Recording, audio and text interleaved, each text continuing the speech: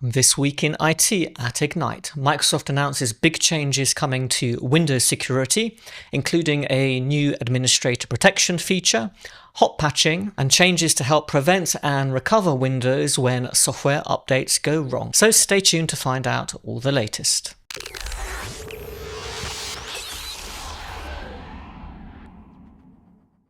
Welcome to This Week in IT, the show where I talk about everything connected to Microsoft 365, Windows, and Azure. Today's episode is sponsored by our friends at Semperis. Before I get started, I've got a quick favour to ask. About 47% of the people who watched last week's video weren't subscribed to the channel.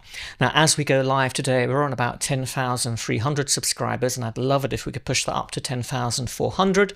So if you'd like to see these weekly news updates from petri.com, please subscribe to the channel and don't forget to hit the bell notification to make sure that you don't miss out on the latest uploads. Probably you're aware that this week Microsoft has been hosting its annual Ignite conference, and today we're going to speak about the Windows news, the biggest Windows news that's come out of that conference this week. Of course, they tend to concentrate more on Copilot and Azure these days, but still there's some really interesting things connected to Windows which are definitely worth knowing about. Let's start with the new administrator protection feature.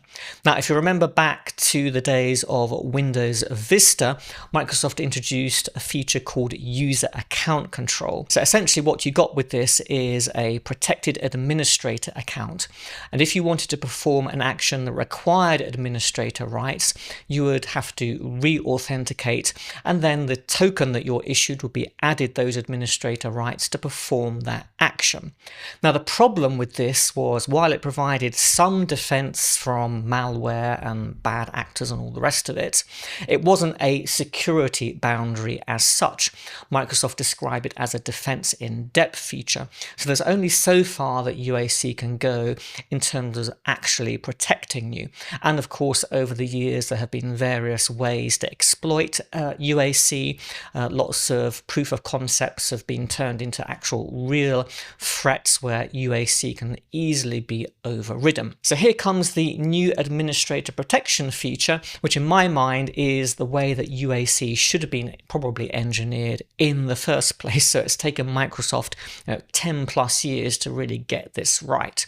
So let's have a look at what this actually is and how this is different from user account control. So the first thing is that instead of logging on with this kind of protected administrator account, this works with standard user accounts, which is what Microsoft always recommends that people use.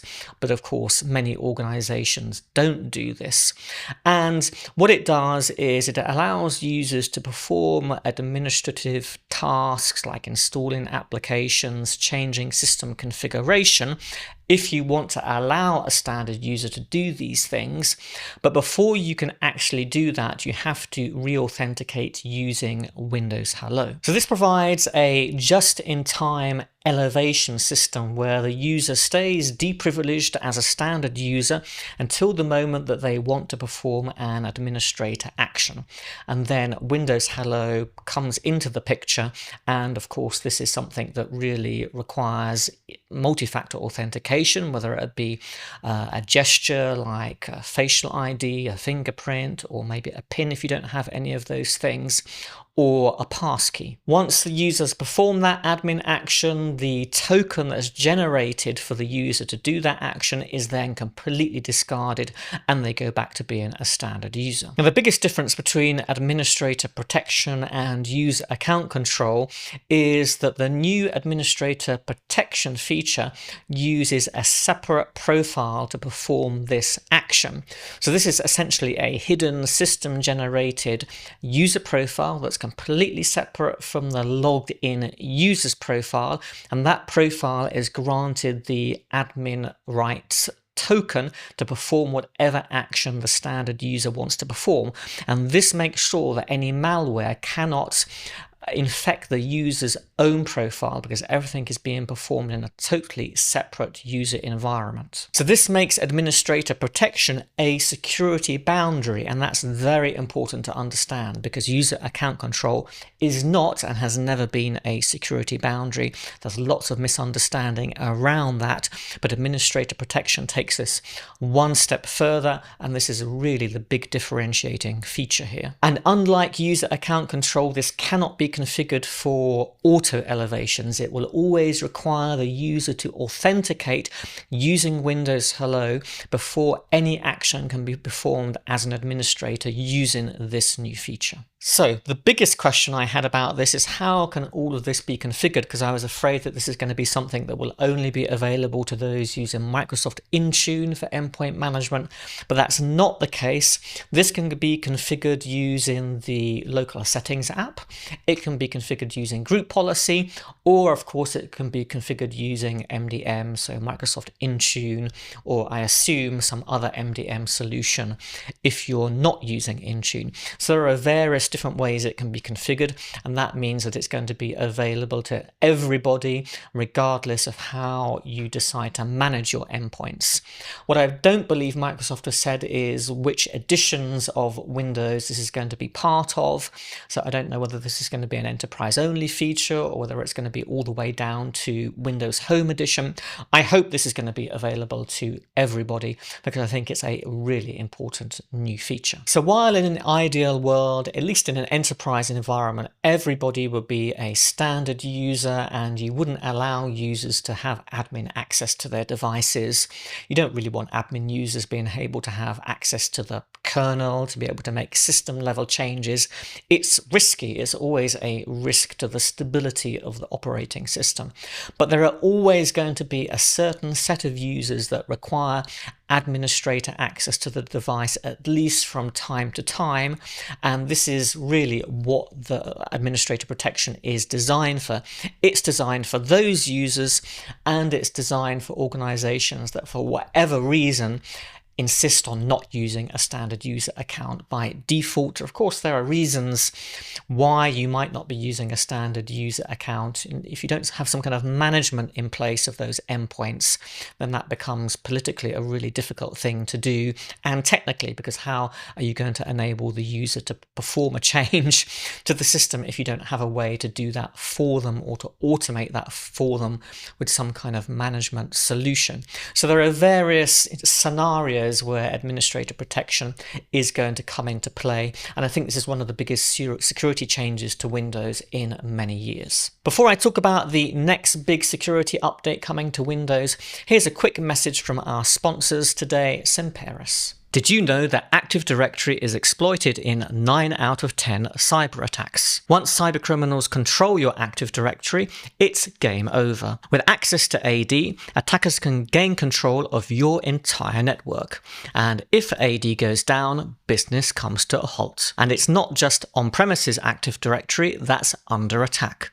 Cybercriminals are targeting Azure Active Directory too. Attackers can gain entry in the cloud and move to on-premises identity systems or vice versa. To keep threat actors out, you need to find and fix Active Directory security gaps. Meet Purple Knight, your ally in defending against adversaries trying to breach your hybrid Active Directory environment. Purple Knight is a free Active Directory security assessment tool built by Semperis identity experts.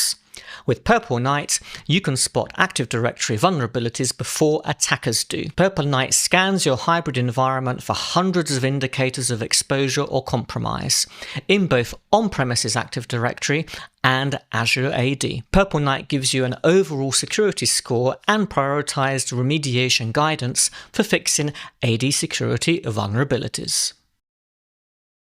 A couple of months ago, when I did my video on Windows 11 24H2, I said that potentially Hotpatching was coming to Windows 11, but Microsoft hadn't made any announcement about it at that point.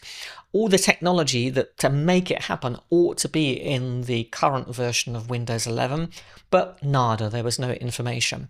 And at Ignite, Microsoft did announce Hotpatch hot patching, whatever you want to call it. I'm not quite sure what the official name is. It seems to be referred to in various different ways across Microsoft's own literature, is coming to the client. But there are a couple of caveats that you should be aware of.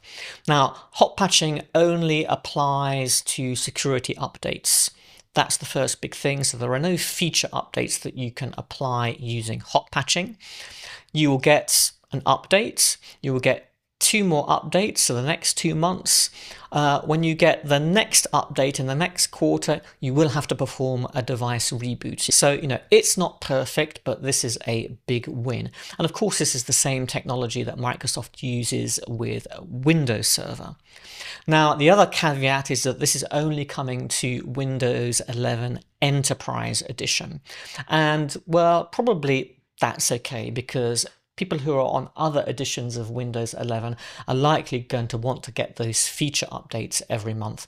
But if you're running Enterprise Edition, then what's really important is not those feature updates, but just making sure the devices stay secure. And of course, while you can force users to perform a reboot after so many days of waiting after a security update becomes available, this will essentially allow the updates to be applied as soon as they become available, regardless of what the user decides. So this is also a big security win. Now, this is going into preview in early, I think it might be in private preview right now, or private preview in early 2025. Now, so this is not something you're going to get straight away, but I would imagine that sometime by the second half of 2025, those on Windows Enterprise who want to use it will be able to use this new patch feature on the client. So you will need to have a Windows Enterprise E3 or E5 subscription. That's how you get Windows Enterprise essentially. And the big thing here, unlike the administrator protection feature, is that this only works on Intune managed devices. You have to be managing the devices with Intune to be able to use this Hotpatch feature. So, well, whether that's going to work for your organization or not, obviously it depends on that to, the fullest extent. So that's probably the biggest caveat to all of this. Microsoft announced its Windows Resiliency initiative. How many initiatives around security can Microsoft actually have? We're starting to lose track of them. So what really prompted this? CrowdStrike. All of the fuss that happened with CrowdStrike earlier this year, remember that software update that they pushed out to their security systems that essentially blue screened, I don't know how many millions of PCs it was around the world. It was a complete disaster. So since then, Microsoft has been talking to the security vendor community, so organizations making third-party antivirus solutions, security systems like CrowdStrike, and working out what they can do together and what Microsoft can do to make the updates and the software that they supply more secure and Windows 11 more resilient to this kind of problem should it ever happen again. So the first thing is a new tool called Quick Machine Recovery, and this was developed on the back of essentially feedback that Microsoft got from organizations saying, well, if this kind of catastrophic event happens again, we need better tools to make sure that we can recover Windows quickly. So what does this tool actually do? So it's a new feature that allows IT admins to remotely fix machines even if they can't boot properly, and it's leveraging improvements that Microsoft is making to the Windows recovery environment. So admins will be able to deploy targeted fixes and Windows updates on systems that cannot boot without requiring physical access to the affected PCs. I'd be really interested to know if that requires specific kind of hardware, but I guess the devil will be in the detail and we'll find out later. So Microsoft is just saying that, you'll be able to fix specific issues, and this is all going to work through the Windows recovery tool. It'll be really interesting to see how all of that pulls together. Microsoft has also been talking about antivirus processing outside of the kernel. So today, most third-party antivirus solutions, they hook directly into the Windows kernel in order to do what they need to do. Now, and I believe Microsoft's own Windows Defender tool also does the same thing. Now, this has been problematic because I believe there are solutions built into Windows. I think they basically took some technology from Linux, developed it for Windows that does allow you to do a certain amount without actually hooking into the kernel if you're an antivirus vendor to see what's going on at a very deep level. The problem has been that nobody's adopted it. I don't believe Microsoft even themselves have really adopted it fully, and this has been a problem because the third-party antivirus vendors are saying, well, hang on a second, it can't be that Microsoft has an advantage with their own solution, but we have to use this technology that kind of lets us sit on the edge and just look in through a pane of glass, because that limits what we can do. Now, unlike, I think, macOS, which I believe blocks all access to the kernel, Windows doesn't do that at the moment, and there's also been talk about that, but I don't think that's going to happen at this stage. What Microsoft is saying is they're developing a new framework, which they're hoping that all these security vendors are going to get around, that will allow them to do what they need to do without hooking directly into the Windows kernel. And it has to be something that can be standardized, that they're all going to agree on. And I think the key here will be Microsoft adopting it themselves, yeah, because it can't be that Microsoft has an advantage over those third parties. Of course, as part of this Windows Resiliency initiative, they're talking about the new administrator protection feature, which I've already talked about at length. And they're also saying, well, we're going to be supporting more Rust code at a very deep level in Windows and in the kernel. Of course, we've talked about this on the channel before. It's one of the most favored memory-safe languages. At the moment, Microsoft has already started down this path.